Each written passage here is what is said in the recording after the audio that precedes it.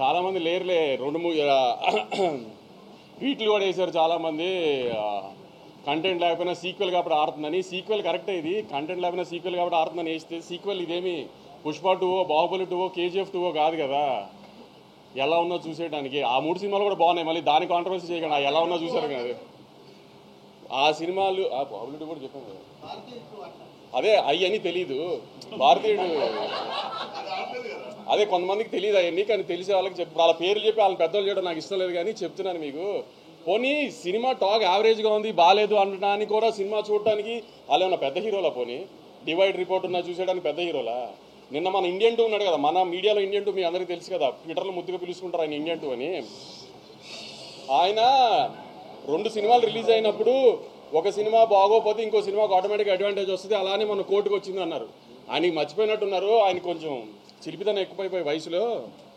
Court బాగుంది కాబట్టి చూశారు, పక్క సినిమా బాగాలేదు కాబట్టి చూడలా. అలానే మ్యాడ్ బాగుంది కాబట్టి చూశారు, పక్క సినిమాల గురించి కాబట్టి చూసింది మ్యాడ్. అది కూడా ఆయన తెలుసుకోవాలి. ఆ రివ్యూ చెబుతూ స్వాతిరెడ్డి పాట బాగుంది, కోరియోగ్రఫీ బాగానే ఉంది, కానీ ఇంకా బాగుండా అన్నారు. ఆయన ఈ వయసులో కూడా చిలిపితనం ఎక్కువ కదా ఆయనకి. ఆ దబిడి అదిదా సార్లా ఉంటే ఆయన హ్యాపీ ఫీల్ అవ్వడేమో, అలా లేదు కాబట్టి ఆయన హ్యాపీ ఫీల్ అవ్వలేదు. ఇత కూడా చాలామంది రాశారు, కంటెంట్ లేదు, సీక్వెల్ అడ్వాంటేజ్ ఉంది అంతే, సెకండ్ హాఫ్ పండలేదు, సునీల్ గారు పండలేదు, ఇది అదే. నేను సెకండ్ హాఫ్ థియేటర్లో చాలాసార్లు చూసే ఇప్పటికి అసలు రెస్పాన్స్ ఎలా ఉంది ఏంటని. ఏదన్నా పెద్ద హీరో లేడు, హై మూమెంట్స్ ఉండవు, హీరోయిక్ మూమెంట్స్ ఉండవు, అయినా అరుస్తూనే ఉన్నారు జనం సెకండ్ హాఫ్లో. మరి ఎందుకంటారు జనానికి తెలియలేదా మీకు తెలిసినంత సినిమా గురించి? పోనీ మీకే ఎక్కువ తెలుసా? రివ్యూస్ రాసిన రోజు కూడా రివ్యూస్ అది వచ్చేసిన తర్వాత నేను రిలీజ్ రోజు సాయంత్రం ప్రెస్ మీట్ పెట్టా, కానీ ఏం రివ్యూస్ గురించి మాట్లాడలా.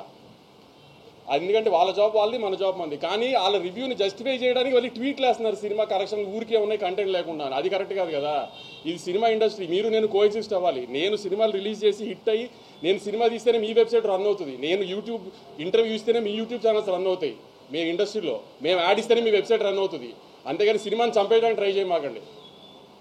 మీ రివ్యూలు మేమే కాదన్న. ఆ రోజు రివ్యూలు వచ్చిన తర్వాత నేను ప్రెస్ మీట్ పెట్టా, కానీ రివ్యూల గురించి ఏం కామెంట్ చేయాల.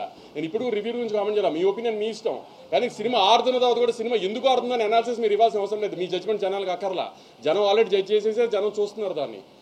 ఆ జడ్జ్మెంట్లు చేసి సినిమాల గురించి సినిమాని డిస్ట్రాయ్ చేయడానికి ట్రై చేయమాకండి.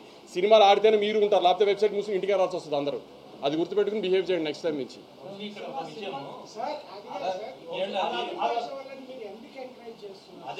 అదే మా తప్పు చెప్తున్నాం కదా, అదే మేము చేస్తున్న తప్పదే ఇప్పుడు దాకా.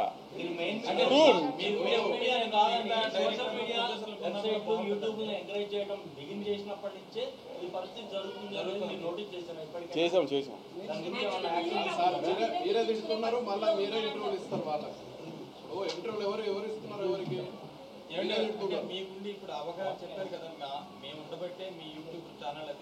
అవును, ఇప్పుడు ఇప్పుడు ఒక హీరో, ఒక డైరెక్టర్, ఒక హీరోయిన్, ఒక ప్రొడ్యూసర్ ఇంటర్వ్యూ ఇవ్వకుండా ఛానల్స్ రన్ చేయండి. కరెక్టేనండి మీరు చెప్పింది. మిగతా ప్రొడ్యూసర్లు డైరెక్టర్లు ఎందుకు అంత అవగాహన మీలాగా అవగాహన లేదు అని అంటున్నాను. తప్పక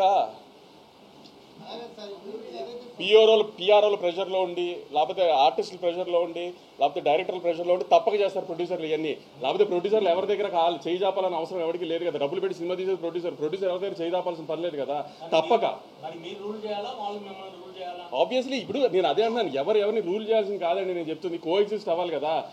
మీరు రివ్యూలు రాయడం మీ రెస్పాన్సిబిలిటీ. ఇప్పుడు నేను సినిమా రిలీజ్కి ముందే దీంట్లో లాజిక్లు కథ ఉండదు అని చెప్పాను. నేను లాజిక్లు కథ లేని సినిమాలకి నేను సినిమా తీస్తున్నాను అని చెప్పినప్పుడు, ఒక మ్యాడ్ క్యాప్ ఎంటర్టైనర్ తీస్తున్నానని చెప్పినప్పుడు అది రివ్యూవర్కి నచ్చుతుందని నేనేం అనుకోవాలా. సో రివ్యూస్ బాగా రావాలని నేనేం ఎక్స్పెక్ట్ చేయాల. కానీ రివ్యూస్ రాకపోయినా రెవెన్యూ వస్తుంది కదా, అది కూడా కరెక్ట్ కాదు అని దాన్ని జస్టిఫై చేసుకోవడానికి ఇయటం ఎంతవరకు కరెక్ట్? పోనీ పనికిమాల వెబ్సైట్ గురించి కాదు, నేను ఆ వెబ్సైట్ గురించి డిస్కస్ చేయడానికి గురించి ఇప్పుడు అంత కుళ్ళుపోతాను ఉడికిపోతాను ఎందుకు? ఇప్పుడు నీ జడ్జ్మెంట్ రైట్ అని ప్రూవ్ చేసుకోవాల్సిన అవసరం ఏంటి జనానికి? నీ రివ్యూస్ జనం ఏం సినిమా చూడరు కదా. నీ రివ్యూ డిసైడ్ చేశానని జనం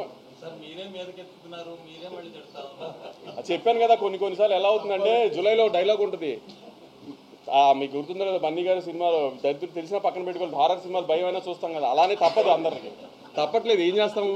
కానీ అలాని మరీ ఇక అసలు దాన్ని ఎక్స్ప్లోయిట్ చేయడానికి ట్రై చేయకూడదు కదా ప్రతిదానికి.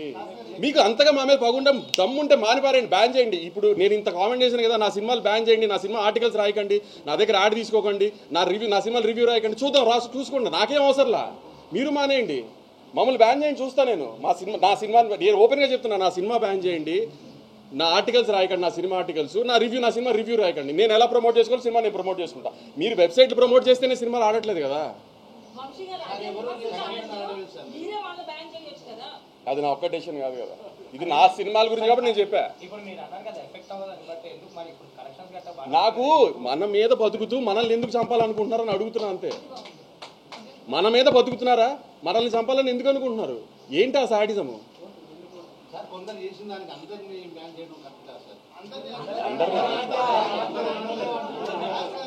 ఇప్పుడు కొంతమంది పేర్లు చెప్తే అవసరంగా పెద్దవాళ్ళు చేసినట్టు అవుతుంది, అది కూడా నాకు ఇష్టం లేదు, అందుకని చెప్పట్లేదు.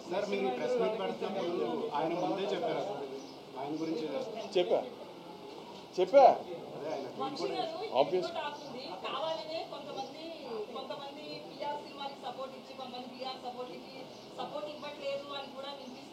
అది మీకు తెలియాలి, మీరే చేస్తున్నారు లేదా, కొంతమంది పిల్లలకే సపోర్ట్ చేస్తున్నారా, కొంతమందికి చేయట్లేదా?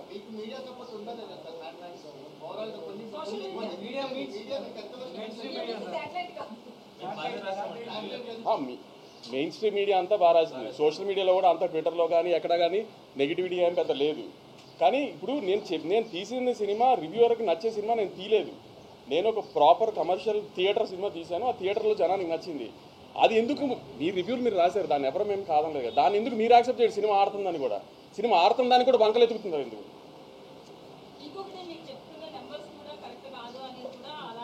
ప్రూవ్ చేయ, ఎవరినైనా ప్రూవ్ చేయమనండి, ఓపెన్ ఛాలెంజ్, ఎవరన్నా ప్రూవ్ చేయమనండి. ఆబ్వియస్లీ నైజాం ప్రూవ్ చేయమనండి. ఇప్పుడు ఎవరికి డౌట్ ఉందో రండి, నేను ఫోన్లో చూపిస్తా. ఎవరికి డౌట్ ఉందో రండి, నేను కలెక్షన్ చూపిస్తాను, నైజాం కలెక్షన్.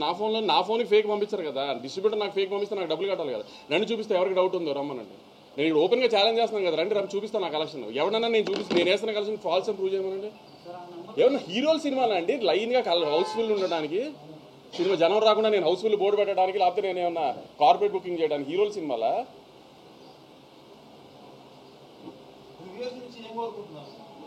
నాకు రివ్యూస్ నుంచి ఏమీ కోరుకోవట్లేదు. నేను అంటుంది, మేము మీ రివ్యూస్ని రెస్పెక్ట్ చేసి అందరం యాక్సెప్ట్ చేసినప్పుడు, సినిమా ఆడుతున్నప్పుడు ఆ సినిమాని ఎందుకు సపోర్ట్ చేయరు, ఇంకా ఎందుకు పుష్ చేయరు ఆ సినిమాని? మీరు అబ్జర్వ్ చేశారా, ఏ వెబ్సైట్లో కూడా రివ్యూస్ వచ్చిన ఏ వెబ్సైట్లో కూడా గత 4 రోజులుగా సినిమా బాగా ఆడుతుంది, కలెక్షన్స్ బాగా ఆడుతున్నాయి అని ఒకే ఒక వెబ్సైట్లో వచ్చింది ఆర్టికల్, మిగతా దేంట్లోనూ రాలా. అంటే ఏంటి ఉద్దేశం? మీరు రివ్యూ బాగా ఇవ్వకపోతే సినిమా ఆడకూడదా?